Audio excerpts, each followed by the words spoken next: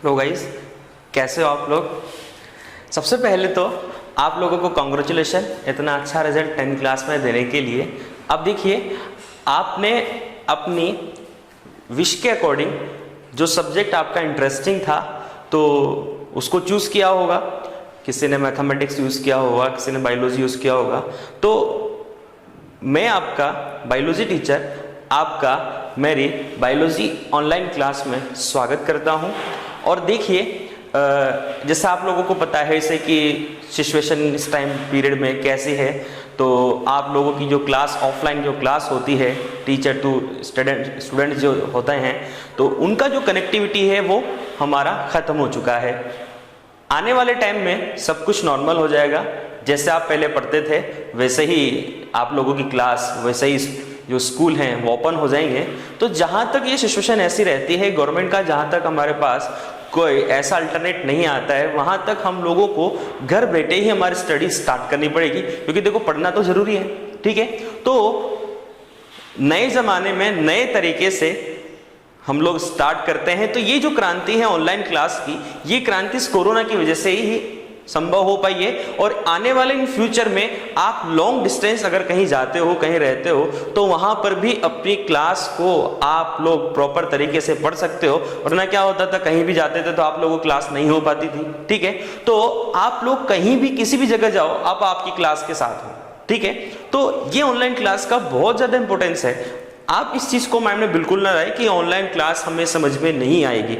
आप लोगों को ऐसा ही फील होगा जैसे हम लोग क्लासरूम में बैठे हैं और क्लासरूम में पढ़ रहे हैं। तो इस चीज को कतई दिमाग में ना लाएं कि हमारी ऑनलाइन क्लास जो है वो थोड़े समय के है, या जो इम्प्रूवमेंट जो होता है वो ऑफलाइन क्लास में होता है। आप ऑनलाइन क्लास पढ़कर भी इम्प्रूवमेंट कर सकते हैं अपने सब्जेक्ट में। और मैं आपको विश्वास दिलाता हूं कि जो बायोलॉजी जो सब्जेक्ट है वो आपके रग रग में चला जाएगा। और किस तरीके से हम लोगों को पढ़ना है वो सारी बातें आपके सामने स्टार्ट करेंगे।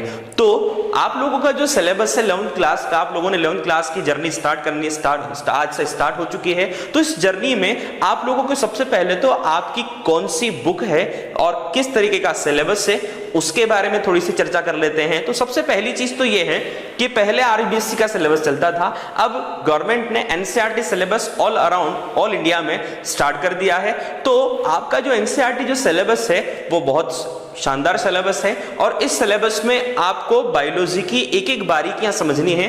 11th क्लास का ये जो 11th क्लास है, इस 11th क्लास में आप लोगों को इस तरीके से पढ़ना है कि आपका ये फंडामेंटल बेसिस है। जैसे हिंदी वर्णमाला पढ़ने के लिए या अंग्रेजी पढ़ने के लिए आप लोगों को सबसे पहले अनार आम जो होते हैं या एबीसीडी जो होती है वो पढ़नी पड़ती है। तो यही चीज है कि आपका यहां से एलकेजी या यूकेजी में क्लास स्टार्ट हो चुकी है। तो इसका मतलब ये है कि आपको ये बेसिक फंडामेंटल जो बायोलॉजी से रिलेटेड है या आपके साइंस से रिलेटेड जो चीजें हैं, तो ये फंडामेंटल आपका 11th क्लास में कंप्लीट होगा कि किस तरीके से क्या चीज हमें पढ़नी है और किस तरीके से वो चीज हमें लर्न करनी है, किस तरीके से याद रखनी है। तो उस सारी बातें हम लोग करेंगे। ठीक है, तो आपके सिलेबस के अकॉर्डिंग सबसे पहली चीज तो बायोलॉजी को स्टार्ट करें या साइंस को स्टार्ट करने से पहले तो हमें उसकी डेफिनेशन याद होनी चाहिए। डेफिनेशन से रिलेटेड उसके माता पिता यानी उसको किसने जनरेट किया। जिस तरीके से आप लोग होते हो तो आप लोगों की जो पहचान होती है वो आपके माता पिता से होती है। तो उसी तरीके से कोई भी सब्जेक्ट जो होता है उसकी जो पहचान होती है वो उसके माता पिता से होती है। तो वही चीज हम लोगों को स्टार्ट करनी है कि ये जो आपका बायोलॉजी जो सब्जेक्ट है वो क्या है, कैसा है, उसके बारे में थोड़ी सी चर्चा करते हैं। फिर आपके सिलेबस के अकॉर्डिंग हम सबसे पहले साइंस का स्टार्टिंग पॉइंट अगर देखा जाए, यानी साइंस का जो स्टार्ट जब होगा वो कहां से होगा, कोशिका से, क्योंकि कोशिका ही जीव के शरीर की सबसे पहली इकाई होती है। यानी नींव की जो ईंट बोला जाता है, तो शरीर की जो ईंट है वो कोशिका ही है। तो उसी से स्टार्टअप करेंगे, तो उसको बाद में पढ़ेंगे। सबसे पहले बात करते हैं कि जो आपका सिलेबस है बायोलॉजी।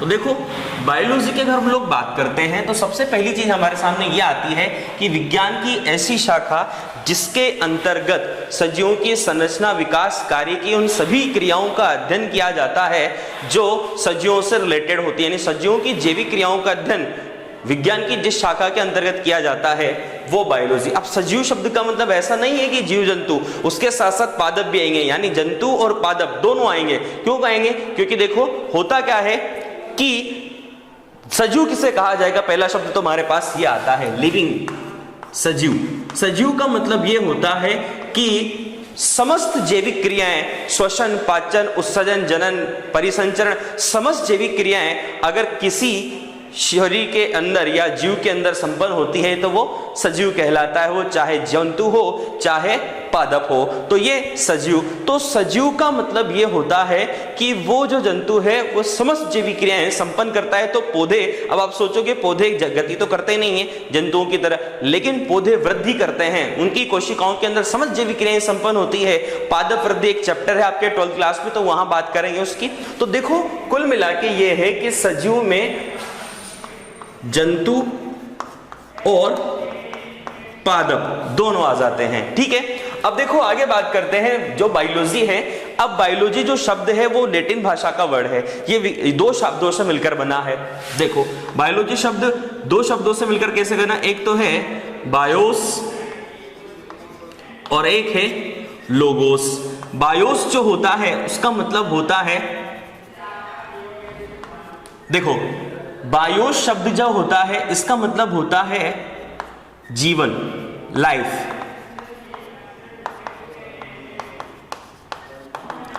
और लोगोस का मतलब होता है स्टडी, अध्ययन,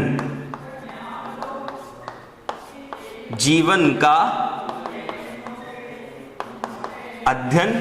यानी इसका मतलब सीधा साधा हमारे पास ये आया कि विज्ञान की वह शाखा जिसके अंतर्गत जीवों के जीवन का अध्ययन किया जाता है। अब जीवन में तो सारी चीजें आ जाती है, हम लोग, हमारा जीवन, तो जीवन की जो पूरी लाइफ साइकिल यानी बायोग्राफी अगर निकालते हैं तो उस जीवन में सब चीज आती है, उतार चढ़ाव जो भी है, सुख दुख, अच्छा बुरा, सारी चीजें आती है। श्वसन, उत्सर्जन, पाचन, अवशोषण, जनन, परिसंचरण, सारी चीजें आती है। तो वही चीज तो है कि जीवन का जो अध्ययन होगा वही क्या होगा, बायोलॉजी, ठीक है। समझ में आ चुका होगा आप लोगों के। अब इसके माता पिता की बात करते हैं। तो देखो पहले तो इस चीज के बारे में बात कर लेते हैं। बायोलॉजी जो ब्रांच है वो दो ब्रांच है, यानी बायोलॉजी के अंदर दो मुख्यतः ब्रांच आती है। एक तो आती है बॉटनी और एक आती है जूलॉजी। यानी बॉटनी का मतलब होगा वनस्पति विज्ञान और जूलॉजी का मतलब होगा जंतु विज्ञान, ठीक है।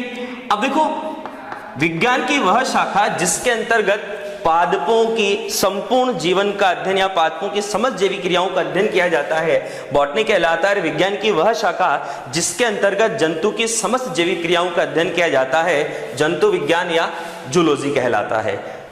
बॉटनी जो शब्द था, यानी बॉटनी जो था, उसके बारे में सबसे पहले थियोफ्रेस्टस जो साइंटिस्ट थे इन्होंने बताया, और जंतु विज्ञान या जूलॉजी जो था इसके बारे में सबसे पहले बताया अरस्तु। और थियोफ्रेस्टस को फादर ऑफ बॉटनी कहते हैं और अरस्तु को फादर ऑफ जूलॉजी कहते हैं। अरस्तु को फादर ऑफ बायोलॉजी भी बोला जाता है। फादर ऑफ बायोलॉजी कौन है? अरस्तु, ठीक है। और फादर ऑफ जूलॉजी भी कौन है? अरस्तु। तो ये मेन इंपॉर्टेंट चीज आपको बायोलॉजी के इंट्रोडक्शन की जो इंट्रोडक्शन है उसके बारे में आपको थोड़ी सी नॉलेज होनी चाहिए। तो ये सारी नॉलेज आप लोगों को ध्यान में होनी चाहिए। अब देखो और चीज के बारे में बात कर लेते हैं। बायोलॉजी जो ब्रांच है काफी ज्यादा विस्तार है। अगर देखा जाए तो बायोलॉजी की लगभग हजारों किताबें, हजारों ब्रांचेस हैं। तो उन ब्रांचेस को तो हम एक साथ नहीं पढ़ सकते, थोड़ा थोड़ा करके हम लोगों को पढ़ना पड़ेगा। तो वही चीज है कि आपके सिलेबस में जो हमारे माध्यमिक शिक्षा बोर्ड है उस बोर्ड ने उन सभी पहलुओं पर ध्यान देके आपका सिलेबस तैयार किया है। इस सिलेबस में आप लोगों का सबसे पहले मैं जो चैप्टर स्टार्ट करूंगा वो चैप्टर नंबर 1 से ना स्टार्ट करके चैप्टर नंबर 8 स्टार्ट करूंगा। क्यों करूंगा? क्योंकि चैप्टर नंबर जो 8 है वो आपके कोशिका से रिलेटेड है, सेल से रिलेटेड है। तो पहले हमें कोशिका के बारे में संपूर्ण जानकारी होनी चाहिए, तभी तो हम लोग बड़े बड़े जंतुओं के बारे में अध्ययन कर सकते हैं, उनकी क्रियाओं के बारे में समझ सकते हैं। तो पहले तो कोशिका जो है उसके बारे में, कोशिका के अंदर क्या क्या कोशिकांग पाए जाते हैं, किस तरीके से कोशिकांग का क्या क्या वर्क होता है, उसके बारे में हमें पता होगा तभी हम इस चीज को समझ पाएंगे। तो चलिए स्टार्ट करते हैं चैप्टर नंबर 8 कोशिका और उसके कार्य एवं संरचना के बारे में बात करते हैं। तो चलिए स्टार्ट करते हैं चैप्टर नंबर 8 कोशिका। देखो कोशिका के नॉर्मल इंट्रोडक्शन की अगर हम लोग बात करते हैं तो कोशिका जो होती है वो जीव के शरीर की मूलभूत इकाई होती है।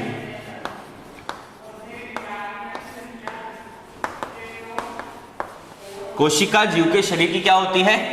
मूलभूत इकाई। देखो आपकी जो बुक है उस बुक की यूनिट नंबर 3 और यूनिट नंबर 3 का चैप्टर नंबर 8 जिसका नाम है सेल यानी कोशिका संरचना व कार्य। ठीक है, अब देखो कोशिका जीव के शरीर की क्या है? मूलभूत इकाई। मूलभूत इकाई का मतलब क्या होता है? यानी जिससे वो चीज बनी होती है। जैसे सपोज ये चौक है तो चौक चूने से मिलकर बनी हुई है, तो इसमें सारे के सारे कण चूना है, तो चूने का एक कण वो क्या एक तरह से मूलभूत इकाई, यानी जिससे वो पूरे का पूरी बॉडी बनती है वो उसकी क्या होती है? मूलभूत इकाई। यानी ज्यादा मात्रा में उसमें क्या है, जैसे चाय बनाते हैं, चाय की अगर मूलभूत इकाई की बात करें तो चाय की मूलभूत इकाई में ज्यादा पोर्शन किसका है? दूध का। तो दूध क्या एक तरह से चाय की मूलभूत इकाई। तो वही बात है कि कोशिका जो है वो जीव के शरीर की क्या होती है? मूलभूत इकाई होती है। उसके बाद आगे बात करते हैं। देखो कोशिका की अगर हम लोग बात कर रहे हैं तो कोशिका जो होती है उससे संपूर्ण जीव का निर्माण होता है। संपूर्ण जीव का निर्माण। जैसे आप लोगों ने छोटी क्लासों में पढ़ा होगा शुक्राणु और अंडाणु आपस में मिलते हैं, उससे युग्मनज या जाइगोट का निर्माण होता है। वही युग्मनज या जाइगोट में बहुत सारे समसूत्र विभाजन के फलस्वरूप संपूर्ण बहुकोश के जीव का निर्माण होता है। जैसे मनुष्य की बात करें तो मनुष्य में शुक्राणु अंडाणु के मिलने से जाइगोट बना, जाइगोट विभाजन होने से 9 महीने के बाद एक बड़े शिशु का जन्म होता है जो बहुकोश के होता है, पूर्ण विकसित होता है। तो वही वाली बात है कि संपूर्ण जीव का निर्माण जो होता है वो एक कोशिका से स्टार्ट होता है, यानी कोशिका से प्रारंभ होता है। चलिए ये वाली बात हो गई। अब उसके बाद देखो कोशिका जीव के शरीर की संरचनात्मक, क्रियात्मक और आनुवंशिक। देखो संरचनात्मक, क्रियात्मक और आनुवंशिक का मतलब क्या है? तीनों का मतलब समझते हैं। संरचनात्मक का मतलब होता है पूरी की पूरी संरचना का बनाना, यानी मेरे जैसा मेरा शरीर है, मेरे शरीर की हर जो संरचना है, पूरी जो स्ट्रक्चर है वो किस पर डिपेंड है? कोशिका से। जैसे ईंट से है, ईंट से जिस भी शेप का आपको मकान बनाना हो वो बन जाता है, तो संरचना का निर्माण कौन करती है? कोशिका करती है। क्रियात्मक, कोशिका के अंदर वो समस्त जैविक क्रियाएं संपन्न होती है जो जिसकी वजह से वो सजीव कहलाता है। वृद्धि, श्वसन, पाचन, अवशोषण, जनन और ये सब क्रियाएं किसमें संपन्न होती है? कोशिका के अंदर। इसलिए वो क्या एक तरह से क्रियात्मक, क्रिया करने वाली इकाई। और आनुवंशिक क्यों बोला? क्योंकि देखो कोशिका के अंदर केंद्रक होगा तो केंद्रक के अंदर डीएनए और आरएनए होगा, और डीएनए जो होता है वो आनुवंशिक लक्षणों को एक पीढ़ी से दूसरी पीढ़ी में ले जाने का कार्य करता है। इस वजह से वो क्या होती है? आनुवंशिक इकाई होती है। तो ये एक तरह से आनुवंशिक इकाई भी होती है। तो ये वाली बात हो गई। अब आगे एक चीज और ध्यान करते हैं। देखो सबसे पहले होता क्या है, जैसे कोशिका बनी, जैसे जाइगोट की हम लोगों ने बात करी, जाइगोट में बहुत सारे विभाजन हुए, विभाजन से बहुत सारी कोशिकाओं का एक समूह बन गया, और वो सारी की सारी कोशिकाएं समान कार्य, उनकी उत्पत्ति भी समान है और कार्य भी समान है। तो वो कोशिकाएं, बहुत सारी कोशिकाएं मिलकर क्या बनाएंगी? ऊतक। अब समान कार्य करने वाले ऊतक जो होंगे वो ऊतक मिलकर क्या बनाएंगे? अंग बनाएंगे। अंग मिलकर तंत्र बनाएंगे, और तंत्र जो होगा, अंग तंत्र दोनों मिलकर बनाएंगे शरीर या बॉडी।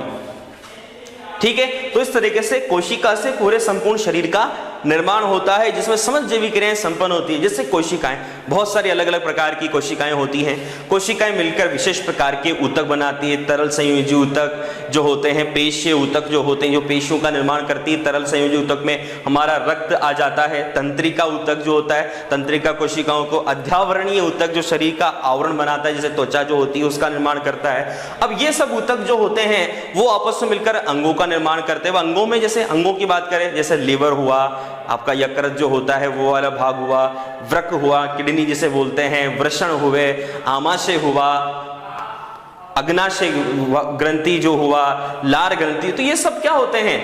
अंग होते हैं। हृदय हुआ, फेफड़े हुए, ये सब क्या होते हैं? विशेष प्रकार के अंग हुआ, मस्तिष्क हुआ, तो ये अंग। अब ये सभी अंग आपस में कनेक्टेड होकर एक तंत्रों का निर्माण करते हैं। श्वसन तंत्र, पाचन तंत्र, उत्सर्जन तंत्र, जनन तंत्र, परिसंचरण तंत्र, तंत्रिका तंत्र, अध्यावरणीय तंत्र, कंकाल तंत्र, पेशीय तंत्र, तो ये ऐसे बहुत सारे विशेष प्रकार के तंत्र होते हैं। उसके बाद शरीर, ये सब तंत्र अगर मिल जाएंगे तो फिर किसका निर्माण हो जाएगा? शरीर का निर्माण हो जाएगा। तो ये सारी नॉर्मल चैप्टर नंबर 8 जो कोशिका है, उस कोशिका का नॉर्मल इंट्रोडक्शन।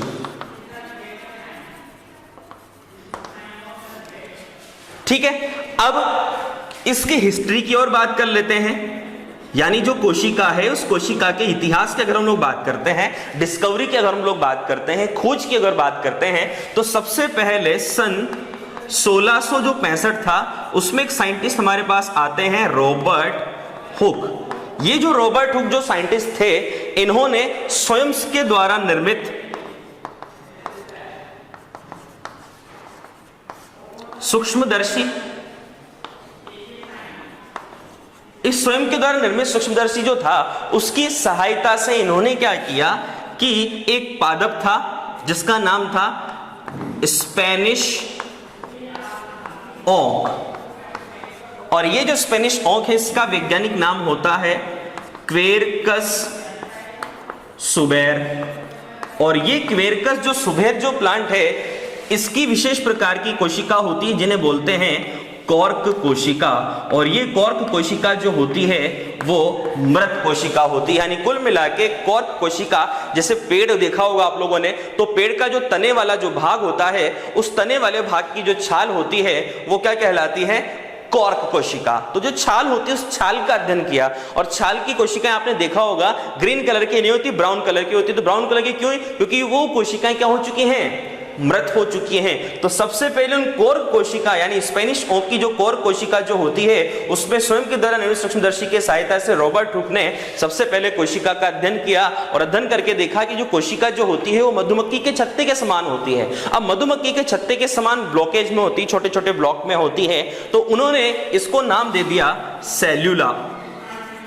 तो रॉबर्ट हुक जो था, उस रॉबर्ट हुक ने कोशिका को सेल नाम ना देकर क्या दिया? सेल्यूला नाम दिया, मधुमक्खी के छत्ते के चैम्बर की तरह दिखाई देने की वजह से। तो इसके बाद रॉबर्ट हुक के बाद एक दूसरा साइंटिस्ट हमारे पास आता है, रुडोल्फ विर्चोव। रुडोल्फ विर्चोव जो था, इन्होंने एक कथन दिया जो लैटिन शब्द का है। देखो लैटिन भाषा में वो कथन, उसका मतलब देखो, ओमिनिस ई सेल्यूला ई सेल्यूला।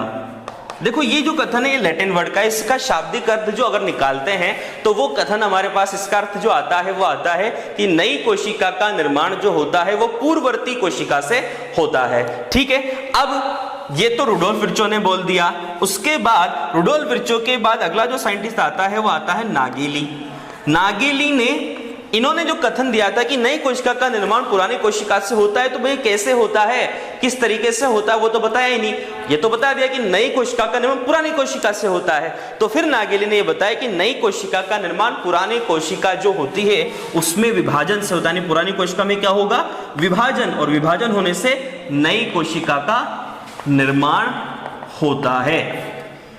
ठीक है, आगे बात कर लेते हैं। नागेली के बाद अगला जो हमारे पास साइंटिस्ट आता है वो आते हैं एंटोन वॉन ल्यूवेन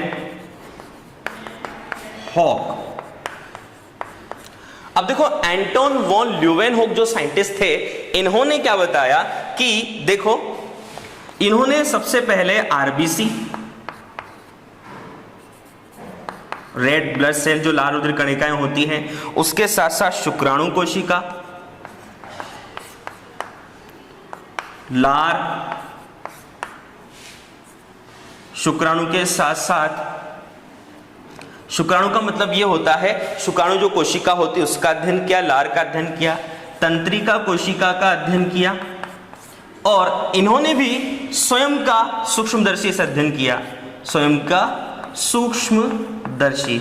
तो देखो स्वयं के द्वारा निर्मित सूक्ष्मदर्शी की सहायता से उन्होंने आरबीसी, शुक्राणु, लार कोशिका, तंत्रिका कोशिकाओं को देखा और ये सारी की सारी कोशिकाएं कौन सी कोशिकाएं होती हैं? जीवित कोशिका। तो इसका मतलब ये हुआ कि जीवित कोशिका को सबसे पहले कौन से वैज्ञानिक ने देखा? एंटोन वॉन ल्यूवेनहोक ने। ऐसा क्वेश्चन आ जाता है कंफ्यूज करने के लिए, कोशिका की खोज किसने की? तो फिर आप किसको लिखोगे? रॉबर्ट हुक को। अगर क्वेश्चन यह आता है कि जीवित कोशिका की खोज किसने की, तो किसको लिखोगे? एंटोन वॉन ल्यूवेनहोक को, क्योंकि सबसे पहले कोशिका की खोज किसने करी थी? रॉबर्ट हुक ने। भले उन्होंने तो मृत कोशिका की करी, लेकिन श्रेय किसको जाएगा? रॉबर्ट हुक को। तो ऐसा क्वेश्चन अगर आता है तो आप लोगों को टिक कौन सा करना है? Robert Hooke. चलिए आगे बात करते हैं। तो एंटोन वॉन ल्यूवेनहोक जो था, उन्होंने जीवित कोशिका का अध्ययन किया। अब आगे बात कर लेते हैं। देखो कोशिका विज्ञान जो है, कोशिका विज्ञान, और एक होता है कोशिका जीव विज्ञान। चलो इसमें तो कोई डिफरेंस इतना सा है, इसमें जीव आ रहा है, इसमें आ रहा है।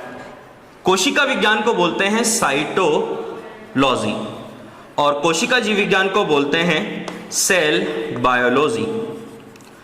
अब आप लोगों को इतना सा ध्यान रखना है, सेल बायोलॉजी और साइटोलॉजी क्या ये दोनों अलग अलग हैं या एक ही हैं? विज्ञान की ऐसी शाखा जिसके अंदर कोशिकाओं का अध्ययन किया जाता है साइटोलॉजी या सेल बायोलॉजी कहते हैं, तो दो नाम क्यों दिए?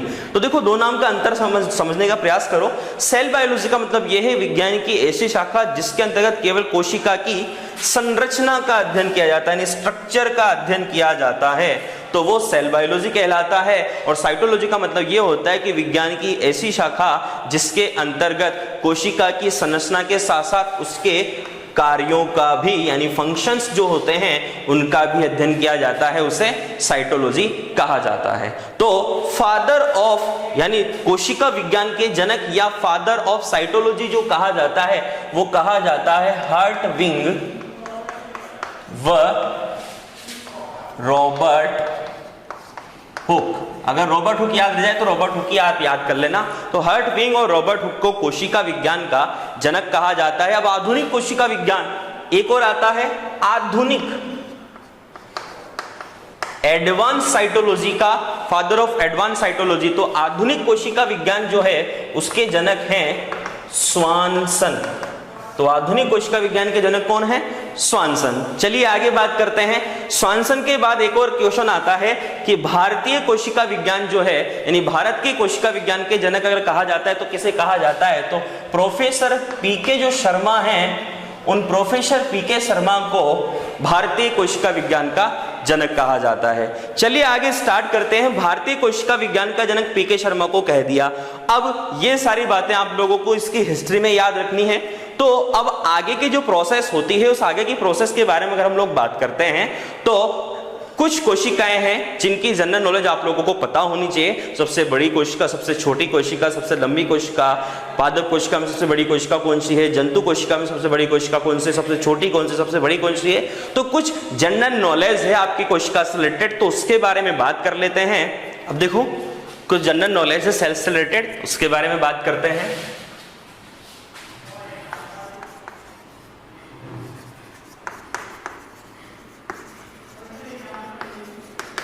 General knowledge of cell. सबसे पहली चीज हमारे पास आती है सबसे लंबी जंतु कोशिका।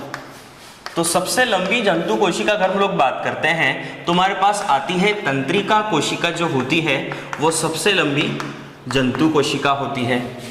उसके बाद सबसे लंबी पादप कोशिका अगर हमारे पास आती है तो वो आती है रेमिक फाइबर, रेमिक फाइबर। उसके बाद बात करते हैं सबसे बड़ी जंतु कोशिका, तो वो हमारे पास आती है ऑस्ट्रिच जो होता है, शुतुरमुर्ग जो होता है, शुतुरमुर्ग का जो अंडा होता है वो सबसे बड़ी कोशिका होती है। उसके बाद बात करते हैं सबसे बड़ी पादप कोशिका की, तो वो आती है हमारे पास एसिटाबुलेरिया। अगर बात करते हैं सबसे छोटी जंतु कोशिका की, तो सबसे छोटी जंतु कोशिका होती है माइकोप्लाज्मा।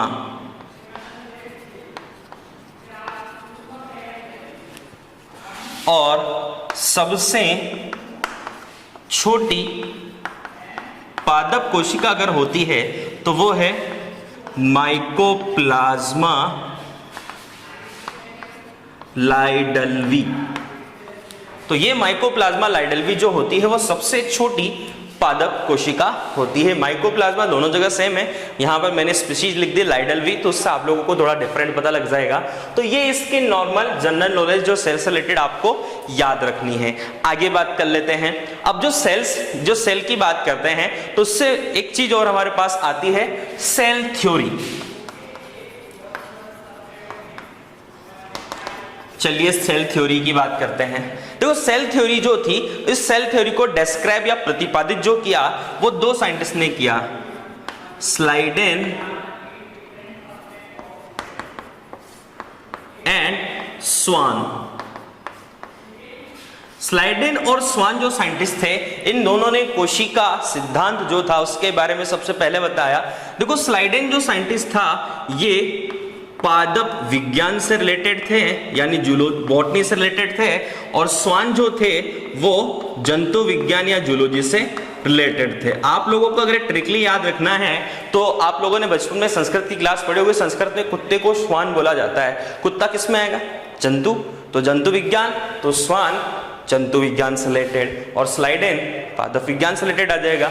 अब इन्होंने कोशिका सिद्धांत के बारे में बताया, कुछ बातें इन्होंने कोशिका सिद्धांत से रिलेटेड हमारे पास बताए। तो इसमें पहली बात उन्होंने ये बताई कि कोशिका जीव के शरीर की क्या होती है, मूलभूत, जो हमने पहले भी बात कर ली, मूलभूत इकाई होती है। संपूर्ण जीव के शरीर का निर्माण जो होता है वो कोशिका से होता है। तो कोशिका जो होती है वो संपूर्ण जीव का निर्माण करती है। उसके बाद उन्होंने ये बताया कि कोशिका में जनन करने की क्षमता पाई जाती है। कोशिका जीव के शरीर की संरचनात्मक, क्रियात्मक और आनुवंशिक इकाई होती है। संपूर्ण जैविक क्रियाएं, यानी जो जीव के शरीर की समस्त जैविक क्रियाएं जो होती हैं वो कोशिका में संपन्न होती हैं, ये उन्होंने बताया। ठीक है, तो इस तरीके से उन्होंने बहुत सारी बातें बताई और कोशिका सिद्धांत का प्रतिपादन किया। एक चीज और क्वेश्चन आपसे कोई पूछा जाता है कि कोशिका जो सिद्धांत है, उस कोशिका सिद्धांत का अपवाद,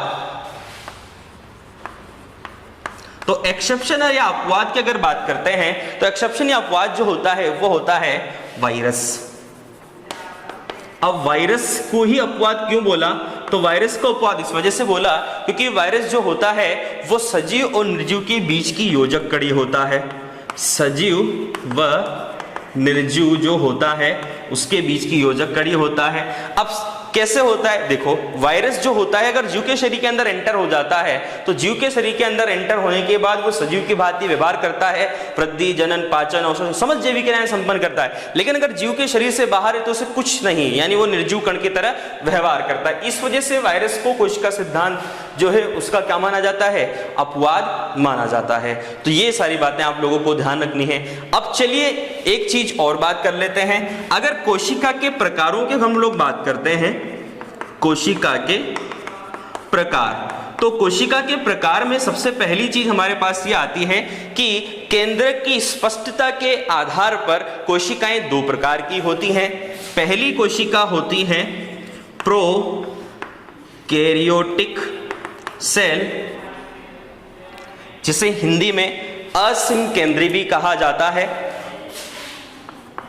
असीम केंद्री कोशिका। और दूसरी होती है यूकैरियोटिक सेल, जिसे ससीम केंद्री कोशिका भी कहा जाता है। देखो प्रोकैरियोटिक शब्द जो होता है अगर इसको दो टुकड़ों में तोड़ें तो प्रो शब्द का मतलब होता है प्रीमिटिव, यानी आदिम, पुराना, और यूकैरियोटिक और कैरियोटिक जो होता है उस कैरियोटिक का मतलब होता है न्यूक्लियस। न्यूक्लियस मतलब केंद्र। यू शब्द का जो मतलब होता है वो होता है नया, एडवांस्ड, ठीक है। तो प्रोकैरियोट मतलब पुरानी कोशिका का केंद्रक, नई कोशिका का केंद्रक। अब कोई भी चीज अगर जैसे मकान बनता है तो पहले वो कैसा दिखाई देता है, बिना प्लास्टर के, अस्पष्ट।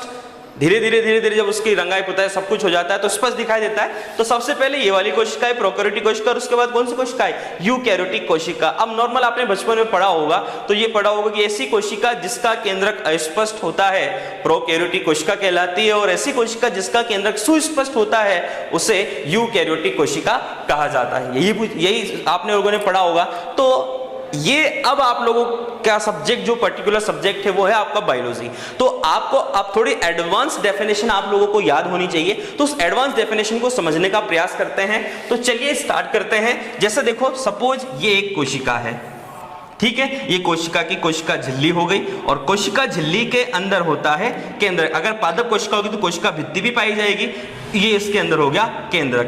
केंद्रक के अंदर जालनुमा संरचना के रूप में क्रोमेटिन जाल पाया जाता है, और यहां पर केंद्रिका पाई जाती है, ठीक है। और इसके अंदर भरा होता है केंद्रक द्रव्य, ये केंद्रक झिल्ली। तो देखो, पहली चीज केंद्रक झिल्ली, इंग्लिश में बोला जाता है न्यूक्लियर मेम्ब्रेन। उसके बाद क्रोमेटिन जाल। क्रोमेटिन जाल जो होता है उसे इंग्लिश में क्रोमेटिन नेट बोलते हैं। ये होता है केंद्रक द्रव्य, जिसे न्यूक्लियोप्लाज्म बोलते हैं। और एक होता है केंद्रिका, जिसे न्यूक्लियोलस कहा जाता है, न्यूक्लियोलस। ये सारी चीज, अगर किसी कोशिका के केंद्रक में अगर ये चारों भाग उपस्थित हैं, केंद्रक के 4 भाग होते हैं, अगर किसी कोशिका के केंद्रक में चारों भाग उपस्थित होते हैं तो वो कौन सी कोशिका होगी, यूकैरियोटिक कोशिका। उन चारों में से एक भी अगर कम होता है, एक भी अस्पष्ट होता है, या चारों ही नहीं पाए जाते, तो वो कौन सी कोशिका होगी, प्रोकैरियोटिक कोशिका। यानी उसमें उसका जो केंद्र, यानी उसमें जो केंद्रक जो होगा वो अस्पष्ट होगा, तो उसमें जो डीएनए होगा वो नग्न डीएनए के रूप में पाया जाएगा, और यहां तो गुणसूत्र के रूप में डीएनए पाया जाता है। तो ये डिफरेंट मेन आप लोगों को याद होना चाहिए, और यही आप लोगों को जब कोई भी आप लोगों से क्वेश्चन पूछता है कि प्रोकैरियोटिक यूकैरियोटिक कोशिका जो होती है उसमें मेन अंतर क्या है, तो आपको ये वाली डेफिनेशन बोले ना कि ये किसका केंद्रक सुस्पष्ट होता है, इसका केंद्रक अस्पष्ट होता है। ये चीज आपको नहीं बोलनी है, आपको ये बोलना है कि यूकैरियोटिक कोशिका का केंद्रक सुस्पष्ट क्यों होता है, क्योंकि चारों के चारों भाग उसमें उपस्थित होते हैं केंद्रक के। और प्रोकैरियोटिक कोशिका में अस्पष्ट क्यों होता है कि चारों में से कोई 1 या 2 या 3 कम होते हैं, या चारों ही नहीं पाए जाते। तो वो कोशिका जो होगी उसका जो केंद्रक होगा वो अस्पष्ट होगा। तो अस्पष्ट केंद्रक युक्त कोशिका जो होगी वो कौन सी कोशिका होगी, प्रोकैरियोटिक कोशिका। तो चलिए अब लगे हाथों इन दोनों में अंतर भी देख लेते हैं कि प्रोकैरियोटिक कोशिका और यूकैरियोटिक कोशिका में अंतर क्या होगा। सबसे पहले तो एग्जांपल की बात कर लेते हैं कि प्रोकैरियोटिक कोशिका के एग्जांपल की हम लोग बात करते हैं तो प्रोकैरियोटिक कोशिका का पहला एग्जांपल जो आता है वो वायरस, बैक्टीरिया, जो जीवाणु कोशिका का जिसे जीवाणु कहा जाता है, बैक्टीरियोफेज यानी जीवाणु भोजी जिसे कहा जाता है, माइकोप्लाज्मा, ये सब जो होते हैं ये क्या होते हैं, प्रोकैरियोटिक कोशिकाएं होती हैं। ठीक है, तो चलिए इनके अंतरों के बारे में बात कर लेते हैं, दोनों में डिफरेंशिएशन की बात करते हैं। तो अब बात करते हैं प्रोकैरियोटिक कोशिका और यूकैरियोटिक कोशिका जो होती है उनमें अंतर की। तो देखो ये तो है प्रोकैरियोटिक सेल, ये बीच में हम लोग कैरेक्टर ले लेते हैं यानी लक्षण, और इधर हमारे पास आ जाती है यूकैरियोटिक सेल। ठीक है, चलिए स्टार्ट करते हैं। सबसे पहला जो लक्षण हमारे पास आता है, तो पहले लक्षण तो 4 लक्षण वही हो गए, केंद्रक झिल्ली, केंद्रक द्रव्य, केंद्रिका और क्रोमेटिन जाल। तो देखो सबसे पहला केंद्रक झिल्ली के बारे में। अब देखो केंद्रक झिल्ली इसमें कैसी होगी, एब्सेंट, और इधर क्या होगी, प्रेजेंट, यानी प्रोकैरियोटिक कोशिका में एब्सेंट होगी, प्रोकैरियोटिक कोशिका में एब्सेंट होगी और यूकैरियोटिक कोशिका में प्रेजेंट होगी। उसके बाद केंद्रक झिल्ली के बाद केंद्रक द्रव्य, और केंद्रक द्रव्य यहां पर एब्सेंट तो यहां पर प्रेजेंट। आगे बात करते हैं केंद्रिका की। तो केंद्रिका या न्यूक्लियस की बात करते हैं तो यहाँ पर प्रेजेंट होगी और यहाँ पर एब्सेंट। प्रोकैरियोटिक कोशिका में ये तीनों एब्सेंट होकर यहाँ पर ये तीनों प्रेजेंट होंगे। उसके बाद अगला आता है क्रोमेटिन जाल। तो क्रोमेटिन जाल की अगर हम लोग बात करते हैं तो यहाँ पर क्रोमेटिन जाल जो होगा वो क्या होगा, किस रूप में होगा, नग्न डीएनए के रूप में, और यहां पर कैसा होगा, गुणसूत्र के रूप में। आगे हम लोग अगर बात करते हैं तो देखो सबसे पहली चीज जो आती है वो आती है श्वसन। श्वसन की बात करें तो प्रोकैरियोटिक कोशिका में श्वसन के लिए विशेष प्रकार का अंग पाया जाता है जिसे मीजोसोम कहा जाता है, और यूकैरियोटिक कोशिका में क्या पाया जाता है, माइटोकॉन्ड्रिया। इसके बाद आगे हम बात करते हैं तो N2 फिक्सेशन या नाइट्रोजन स्थिरीकरण। अब नाइट्रोजन स्थिरीकरण की बात करते हैं तो नाइट्रोजन स्थिरीकरण की क्षमता केवल प्रोकैरियोटिक कोशिका में पाई जाती है, तो क्षमता पाई जाती है और क्षमता नहीं पाई जाती। अगले अंतर की बात करते हैं तो प्रकाश संश्लेषण हमारे पास आ जाता है। प्रकाश संश्लेषण जो होता है, इसमें प्रकाश संश्लेषण के लिए प्रोकैरियोटिक कोशिका में विशेष प्रकार का अंग होता है जिसे बोलते हैं क्रोमेटोफोर, और यहां पर हमारे पास आता है हरित लवक। यूकैरियोटिक कोशिका में क्या पाया जाता है, हरित लवक पाया जाता है। गति की अगर हम लोग बात करते हैं तो प्रोकैरियोटिक कोशिका में गति के लिए केवल पक्षमाभ पाए जाते हैं, और यूकैरियोटिक कोशिका में गति के लिए पक्षमाभ, कशाभ, उसके साथ साथ कूटपाद आदि गति के लिए अंग पाए जाते हैं। कोशिका भित्ति की अगर हम लोग बात करते हैं, कोशिका भित्ति, तो देखो कोशिका भित्ति प्रोकैरियोटिक कोशिका में हम बात करते हैं तो प्रोकैरियोटिक कोशिका में क्या होती है, एब्सेंट, और यूकैरियोटिक कोशिका में पादप जो होते हैं उनमें तो कोशिका भित्ति प्रेजेंट होती है, जो जंतु होते हैं उनमें कोशिका भित्ति क्या होती है, एब्सेंट होती है। एक चीज और ध्यान रखनी है, जो बैक्टीरिया जो होता है उस बैक्टीरिया में कोशिका भित्ति प्रेजेंट होती है, तो इस चीज का जरूर ध्यान रखना कि बैक्टीरिया प्रोकैरियोटिक कोशिका का एक अपवाद है, क्योंकि बैक्टीरिया एक प्रकार की प्रोकैरियोटिक कोशिका है, फिर भी उसमें कोशिका भित्ति जो होती है वो पाई जाती है। ठीक है, आगे बात कर लेते हैं। उसके बाद जो कशाभ होता है, उस कशाभ की संरचना की अगर हम लोग बात करते हैं, या पक्षमाभ जो होता है,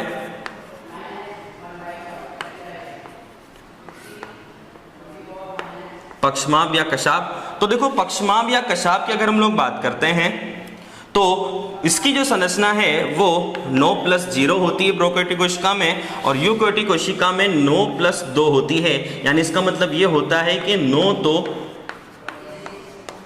परिधीय तंतु और 2 केंद्रीय तंतु, 9+2। यहां पर 9 परिधीय होंगे लेकिन सेंटर में बीच में कुछ भी नहीं पाया जाता। एक चीज जरूर थोड़ा सा यहां पर सही कर लेंगे, यहां पर पक्षमाभ की जगह कशाभ पाया जाता है। ठीक है, और ये कशाभ की ही संरचना के बारे में हम लोग बात कर रहे थे। देखो कशाभ पक्षमाभ में ज्यादा अंतर नहीं है, पक्षमाभ छोटा होता है और कशाभ बड़ा होता है, इतना सा ध्यान रखना है। इंग्लिश में इसे फ्लैजिला बोला जाता है, और जो पक्षमाभ जो होते हैं उन्हें सीलिया कहा जाता है। तो इसके बारे में भी बात करेंगे आगे बात कर लेते हैं। उसके बाद देखो विभिन्न कोशिकांग,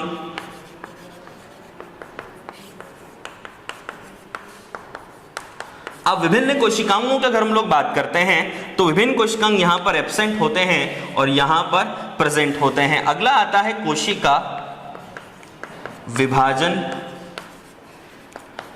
कोशिका विभाजन की अगर हम लोग बात करते हैं तो कोशिका विभाजन जो प्रोकैरियोटिक कोशिकाएं जो होती हैं उनमें असूत्री विभाजन होता है, और यहां पर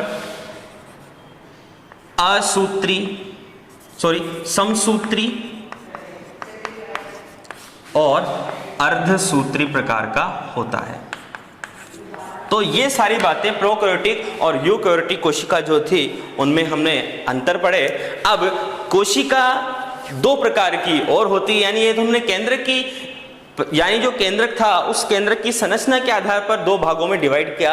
अब हम पादप कोशिका और जंतु कोशिका जो है उनके बारे में बात करेंगे। पादप कोशिका और जंतु कोशिका में क्या अंतर पाए जाते हैं, तो पादप कोशिका और जंतु कोशिका में जो अंतर है उनके बारे में बात करेंगे।